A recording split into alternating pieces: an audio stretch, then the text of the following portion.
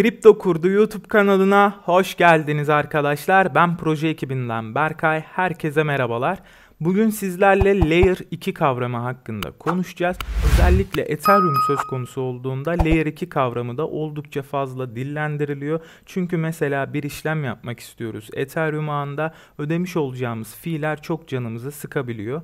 Blockchain ile ilgili birçok problemi çözmeyi hedef alan Layer 2 teknolojileri de ilerleyen aşamalarda oldukça fazla kullanışlı olacak arkadaşlar. Bizler bunu bir oynatma listesi halinde hem Layer 2 projelerinden bahsedeceğiz, hem Layer 2 teknolojilerini kullanarak mesela Ethereum ağında nasıl daha ucuz işlemler gerçekleştirebiliriz, bunları araştıracağız ve bunları bir oynatma listesi haline getirerek sizlerle de paylaşacağız arkadaşlar. Ancak gelin isterseniz şimdi Kripto Kurdu ailesine yakışır bir biçimde Layer 2 kavramını daha yakından inceleyelim ve anlamaya çalışalım.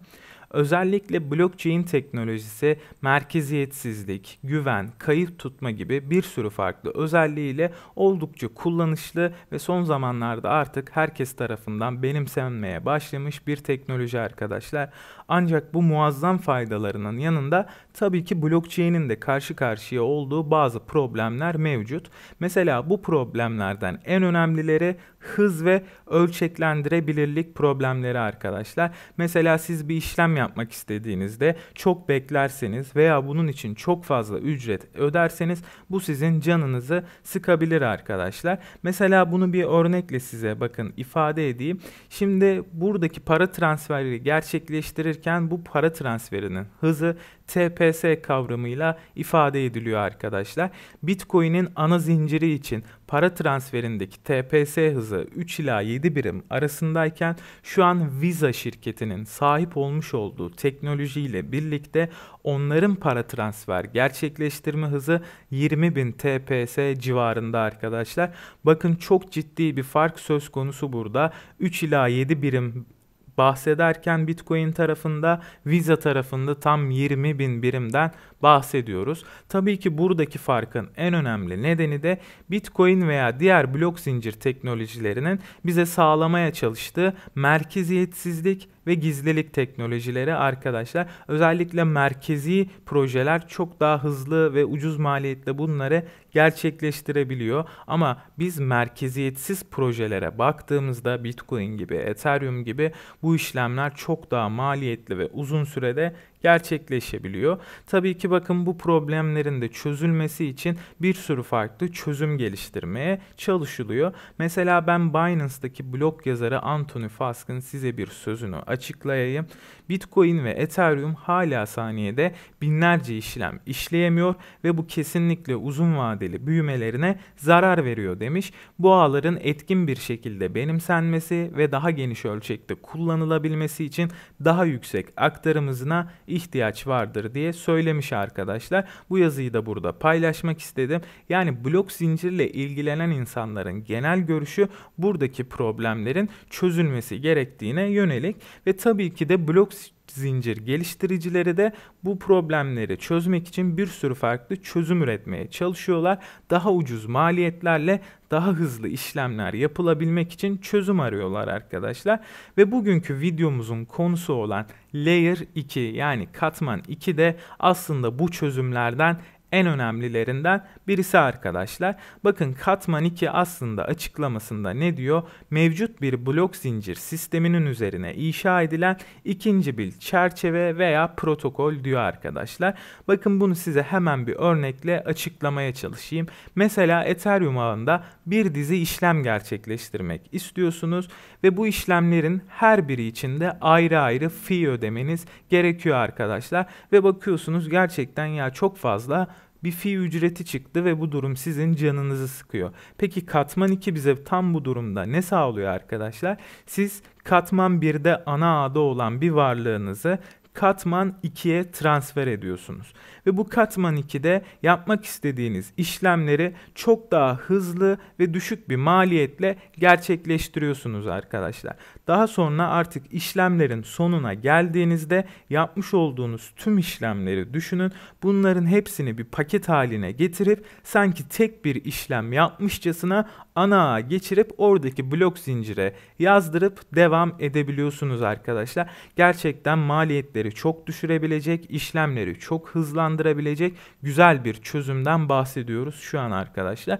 Bakın aslında burada yine bir tabirde daha geniş bir anlamda Katman 2 protokolleri blockchain işlemlerinin süreçlerini ve Katman 1'den bağımsız olarak gerçekleştirebilen ikinci bir çerçeveyi oluşturur demişiz arkadaşlar.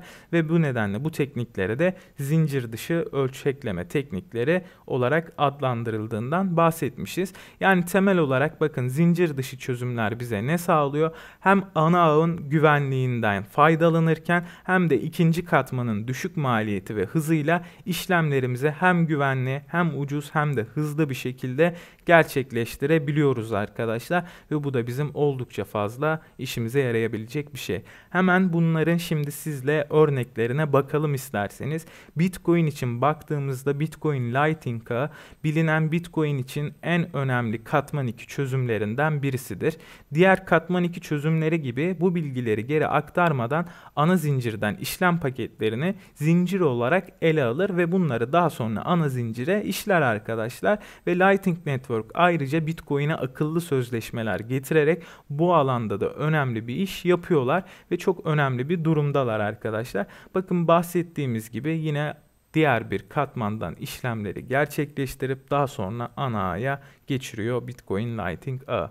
Ethereum civarına da baktığımızda yine Starkware veya Arbitrum gibi farklı çözümler mevcut. Mesela bakın burada Starkware'ün sahip olduğu Starknet veya StarkX gibi hizmetler var ve bunları en önemli kullanan müşterilere baktığımızda ImmutableX, DYDX ve Dwarfsfy gibi projeler bu teknolojiden faydalanarak işlemlerini gerçekleştirmeye çalışıyorlar arkadaşlar. Ve Arbitrum'da yakın zamanda da Binance'ın Arbitrum ağı ile NFT çekip yatırma işlemlerini açtı ve sizin daha az işlem ücretleri ödeyerek Ethereum ağında işlem yapmanızı sağlayacak yeni bir ikinci katman arkadaşlar. Özellikle mesela ilerleyen videolarda da bunlardan bahsedeceğiz. Mesela Uniswap'tan bir işlem yapmak istiyorsunuz ve çok fazla ağ ücreti, işlem ücreti ödüyorsunuz arkadaşlar. Arbitrum Uniswap ile bir ortaklık kurdu. Artık Uniswap'tan Arbitrum ağını işaretleyerek çok ucuz işlem maliyetleriyle bu işlemleri gerçekleştirebileceğiz arkadaşlar ve bu bizim için gerçekten çok fayda sağlayabilecek ve çok önemli bir konu. İlerleyen videolarda takip ederseniz bunlarla ilgili video serimiz devam edecek. Ve yine size Matic Network'ten de bahsetmek istiyorum arkadaşlar. Yani Polygon ağından bahsetmek istiyorum aslında. Binance'da listeli olan hepimizin tanıdığı Matic de aslında ilk çıkışı itibariyle Ethereum'daki bu ölçeklendirme problemlerine bir çözüm sağlamak için bir Layer 2 teknolojisi hedefleyerek ortaya çıkmış bir proje. Özellikle sahip olduğu plazma versiyonuyla Proof of Stake mantığına dayanarak çok daha hızlı ve düşük maliyetlerle işlem gerçekleştirmeye ve Ethereum'daki bu sorunları çözmeyi hedef alıyor arkadaşlar. Ve bu bağlamda da zaten Matic yeri geldiğinde oldukça fazla rehavet görebildi ve güzel artışlar sergileyebildi. Aslında işte bakın hepsinin altyapısında bu nedenler yer alıyor arkadaşlar. Ve son olarak size bir diğer çözümden de bahsetmek istiyorum. Aslında bu bizim biraz daha konumuz dışı ama yeri gelmişken size Layer 2 çözümlerinden bahsetmiştim. CoinMarketCap'te bununla ilgili okuduğum makalede bir diğer çözüm olarak da Hashgraph çözümünden bahsediyordu arkadaşlar. Aslında bu Hashgraph çözümü Hedora'nın yani Binance'da listeli olan HBAR coin'inin temel projesi aslında şu an anlatacağım şekilde arkadaşlar. Onlar tamamen blockchain alemini terk ederek farklı bir teknolojiyle buradaki problemlere birer çözüm sağlamaya çalışmışlar ve bunun patentini alarak bu işlemi gerçekleştiriyorlar arkadaşlar.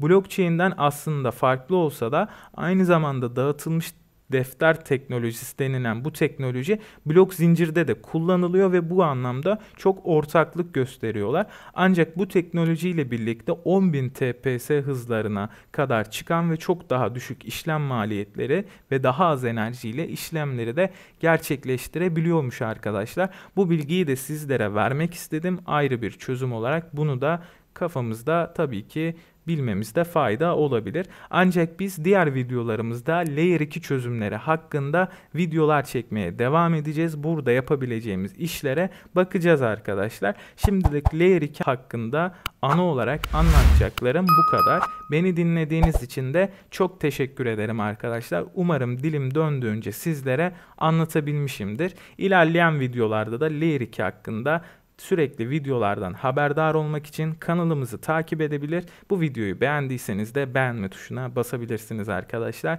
Kendinize çok iyi bakın. Hoşça kalın.